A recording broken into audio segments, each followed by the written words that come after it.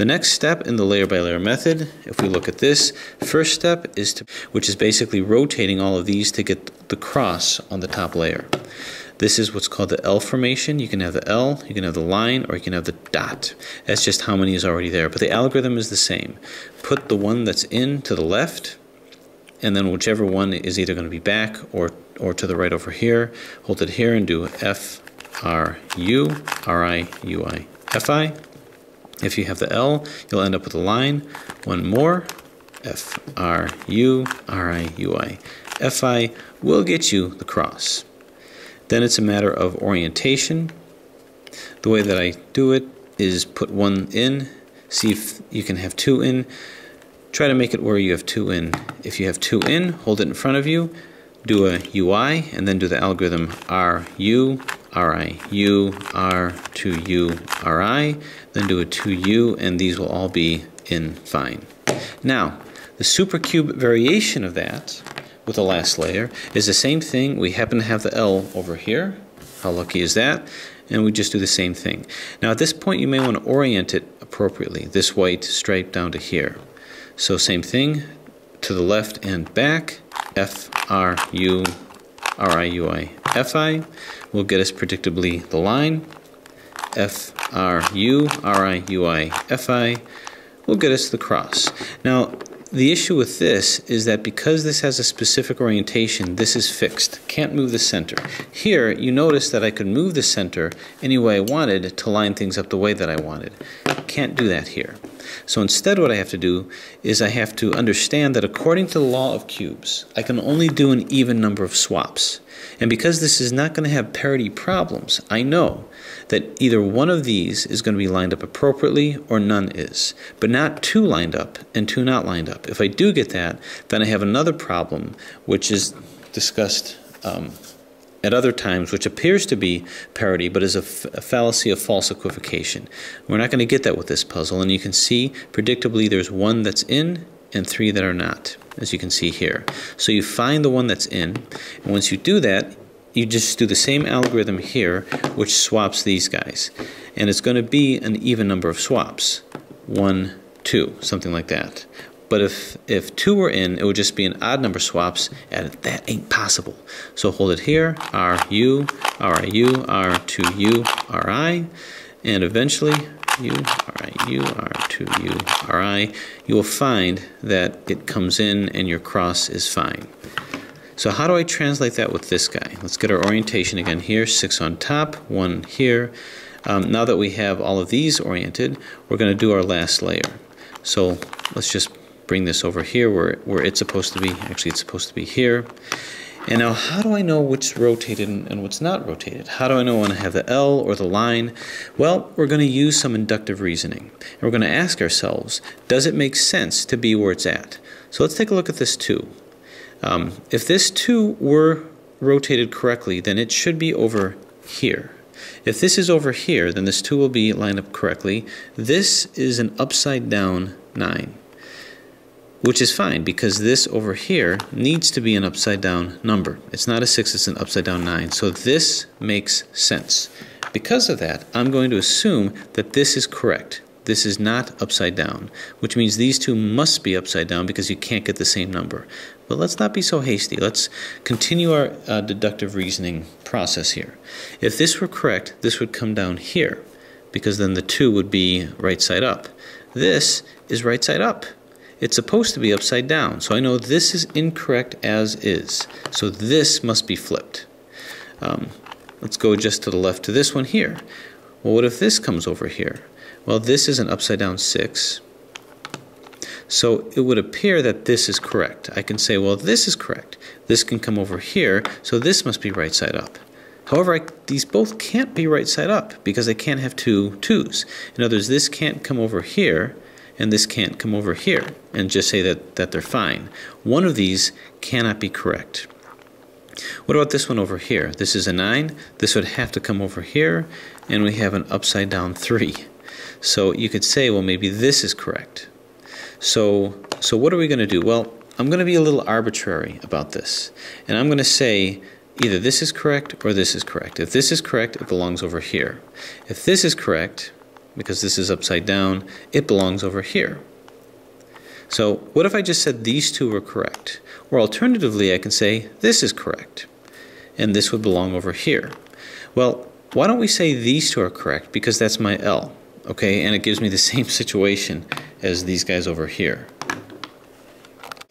Now, if what I'm doing seems arbitrary and tentative, it's because it is. These are all just theories. I don't have this memorized. I don't have these numbers memorized. But I'm going to assume an L formation where this belongs here and this belongs here, and these two are flipped. And I'm just going to do the same algorithm. Now again, I may have put some of these in wrong. Who knows? But it's going to become apparent to me if I'm not able to get this last layer. So I'm going to treat it like an L and go F R U R I U I Fi. Now I know by faith that that's going to give me a line formation over here. So I'm just going to do it again. F R U R I U I Fi. Now if all went well, you can see I only have 1, 2, 3, 4. No, I only have a single 2. And now let's see if this makes sense. Now when looking at this, I only have a single 2, but I've got 2 9s, so I can't have that. So what I'm going to say is this is correct, this can come down to here, this is now correct, this can come up to here, these two must not be correct. So this must actually be my L. And actually when you look at this, this appears like it could be correct, but this doesn't have a place to go, because where is it going to go? I already have something that can go here, which is this piece. This piece would have to go here, but this is on its side. So now I'm going to assume, okay, this is actually the L. So my first theory was incorrect, but it was still functional. So now I'm going to do the same thing. F R U R I U I Fi, and that should give me my line. F R U R I U I Fi. So we kind of like the configuration that there is none of these that coincide with each other. Make sure that this is upside down, so there's no 2 2s and there's no 2 9s or anything like that. So let's just take a look at where we're at. We have an upside down 8 and an upside down 2. This belongs over here. We have an upside down 3 and a 9 that's kind of hanging out here, so this doesn't seem to make any sense. We have a 2 and a 9, or 6 rather. This seems to coincide with this, so this will fit here nicely. This will fit here nicely. And these two don't seem to make any sense here. So I'm tempted to say these two are correct and these two are wrong. So this is the L over here. So I'll put it in L position and go F R U R I U I Fi. And once again, F R U R I U I Fi. And let's see what we have. So I don't see any repeats, so that's a good sign. And now let's kind of take things here.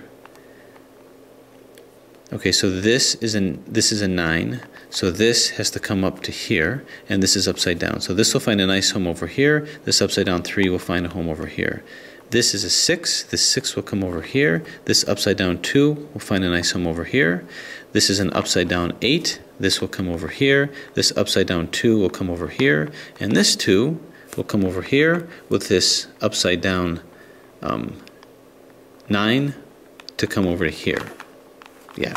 So the other way to look at it is all these edges are now upside down. This is not a 6, it's a 9. So these are all upside down, which is a good sign, and these can now orbit around here.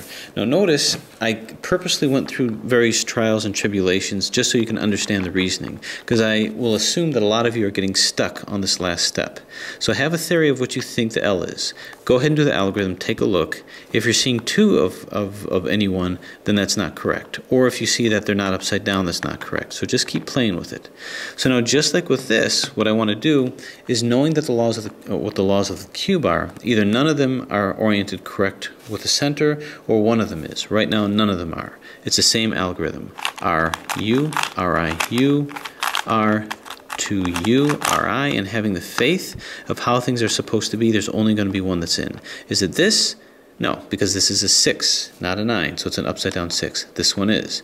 And you can see that this is a 9 that's upside down. It's not a 6, it's a 9. So this is correct, correctly placed, or permuted. These guys, or oriented rather, these guys, although they're permuted, they're not oriented. So I hold it here, do the algorithm to rotate these around. R, U, R, I, U, R, to U, R, I. Do we like it? Yeah, we like it. So good, good, good, and good. And then we can just spot check to make sure we're not repeating any numbers, and we're not. Okay, so corners. Now the corners, again, have a very interesting property. You're basically looking for one, again, according to the laws of the cube, just like with these, either all of them are out or one of them is in and 3 are out. You can never have 2 in and 2 out. So let's take a look. Even if they're not rotated correct, this is in the right place. And all I have to see is that this isn't. I know these 2 aren't as well. That's just how it works. The algorithm will put this to the side, to the right side, and permute these around. U, R, U, I, L, I, U, R, I, U, I, L. And all I have to do is just look at this. Is this correct? Not yet? Then that's all I need to know, because I know these 2 aren't going to be correct either. And just do it again until they're all correct. Bang, bang, zoom, zoom, pow, pow, splat, kerplop. Correct, correct, that's all I need to know. This one is already in. Once I have that, then I find the ones that need to be rotated in and just do a series of RI, DI, RDs and rotate it around until this color coincides here. RI, DI, RD, RI, DI, RD, RI, DI, RD, RI, DI, RD. This is in. Move it across, do the same thing. And as you see me do many times before on 3x3 instructions of any sort, your puzzle seemingly magically becomes solved. Same thing with the supercube. These are already oriented, they're where they need to be. This blue, brown, and white is where it needs to be. All I have to do is look here, see it's not correct. That's all I need to do. Same algorithm. Look over here, is it correct? Yeah. So it's correct. Then I just keep doing my RID, RDs until I have all blues on top. I could look at the others, but I really don't need to. Move this in here, and you will find, with the magic of algorithms, kind of a clunky cube, this is solved. So, how do we do that with the corners of the Sudoku cube? Okay, we're going to pick it up from here. I had to change venue a little bit just because the hour was growing late. Anyway, we've got the last layer here, and we've got the cross over here, just more by trial and error and deciding what's supposed to go where. And once again, you're going to know that you're on the right track when you see that everything here is upside down. If you've got all this upside down, you know that that things are going well. So here's the last layer. What about the corners? So with the corners, as I demonstrated on the previous puzzle, the supercube and the regular cube, I just have to find which one is correctly placed, if one is correctly placed, or which ones are not correctly placed. So looking at this, I can tell that this isn't correctly placed as is, but if we were to rotate, let's say I rotate this corner piece clockwise, counterclockwise actually, this will come up here, this 8's going to rotate counterclockwise and it's going to be upright, which is good. The 7 is going to rotate counterclockwise and it's going to be right side up, so this is incorrect. If I rotate it the other way, clockwise, this will rotate clockwise and it's going to be on its side, so this is not correct. Kind of move around, and same thing here. If I were to rotate this in, this will be upright, which won't be correct. This isn't correct as is. Rotate, if I were to rotate this, it'll be on its side, so that would be okay.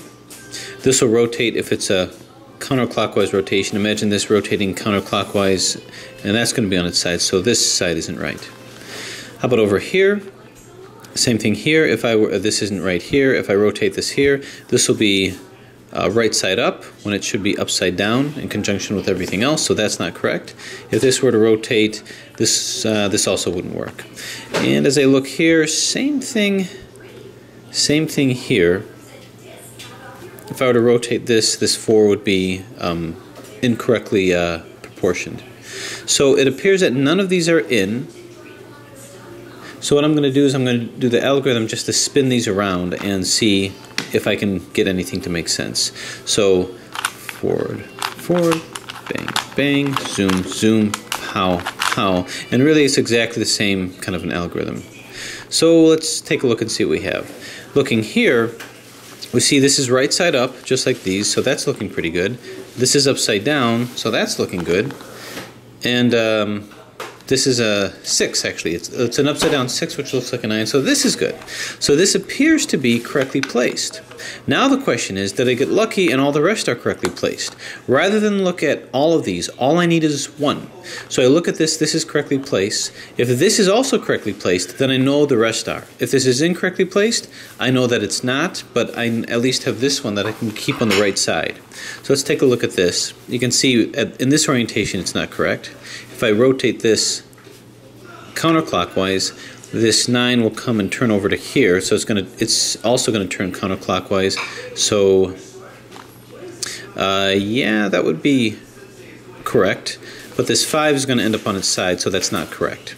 If I rotate it the other way, this 3 will be up, and that's going to be kind of on its side compared to this. So just try to visualize what's going to happen if you turn this, if it'll be in proper communication, and it's not. So because I know this is wrong, therefore I know these are wrong. But I know this is right, so I'm going to do the algorithm again to permute these guys around. So U, R, U, I, L, I, U, R, I, U, I, L.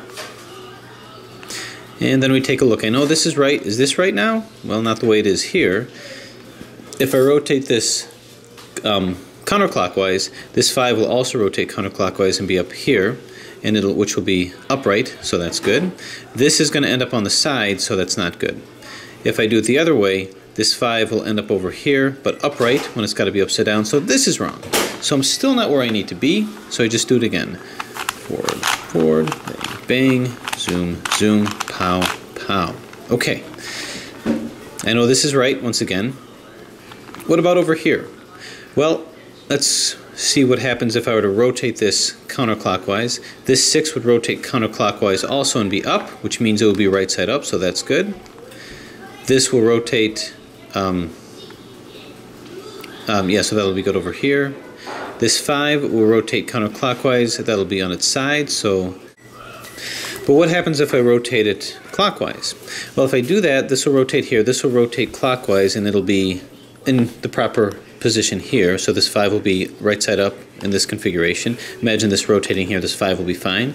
This 4 will come upside down, rotating also clockwise, which would be like this and down, so that'll be upside down. And this will come over here, and although it looks like it'll be in a 9 position, it's actually going to be an upside down 6. So this 6 will come here and be upside down. This 5 will come here on the side, right side up, and this 4 will come down here upside down. So then this is right. So now I know this is proper, this is proper. Therefore, I know these are all in the right position. So I know that these corners are all right, just because this is okay and this is okay if I rotate it correctly. I can actually even see that this 7 is right side up, this 5 is upside down, and this 8 is upside down, so I can see this is in position. So now I just do the last step. I see these are in the right position and they're rotated right. These are in the right position, permuted right, but they're not rotated right. So all I have to do is now the RI, DI, RDs to get them in. So I'm going to hold it like this, and I'm just going to keep doing RI, DIs with this one and then this one to get it in. I'm going to do that until I have one of these numbers, in this case probably the 3, which is upside down. In other words, it fits with all these guys over here. I ignore what's going to happen here. So RI, DI, RD, RI, DI, RD. So that's good. This is fine. Upside down here, and upside down here. Ignore this. Move this to the side, and I do it until this number here coincides with this, with the orientation here, here, and here. RI, DI, RD, RI, DI, RD. Not quite yet. R-I-D-I-R-D, R-I-D-I-R-D. Do we like it? Yeah, this is good here. This coincides with this over here, and this is upside down. So now we just get our centers oriented back. Remember, this is the bottom. This is the top over here. Here's the one. This has to be upside down. So do we have it? This all looks good. This all looks good. So let's look at this. Here's my top side. 152, 463, 789. Here, 397, 615, 824. Here, 142, 873, 695. Here, 436, 751, 928. And finally the bottom, 387, 219, 564. So we did it. So basically that does it. So without memorizing the numbers, memorizing any schemes, and only reviewing the numbers at the end and just referencing yourself, you're able to learn about this. You're able to solve this without that kind of memorization, only by looking at the specific orientations. And that's how you solve 3x3s. It's not the color that matters. It's not the pattern of color that matters. It's not the pattern of arrows, nor is it the pattern of lines. It's the orientations and what works and what doesn't work based on the laws of the puzzles. So hopefully that clarified specific questions with this. Sudoku cube, if I'm pronouncing that right, Sudoku, Sudoka. Anyway, that's how you do it. Basically, just bear in mind the center orientations with each other. The fact that you have the 1 here and the 6 there. That and just pure reasoning of orientation, regardless of what the number is, should be able to guide you through it. So let me know if there's any other specific questions with that. I know that the edge placement gets a little harrowing, a little hard to explain, but that's the basic strategy that I used. And thanks for watching.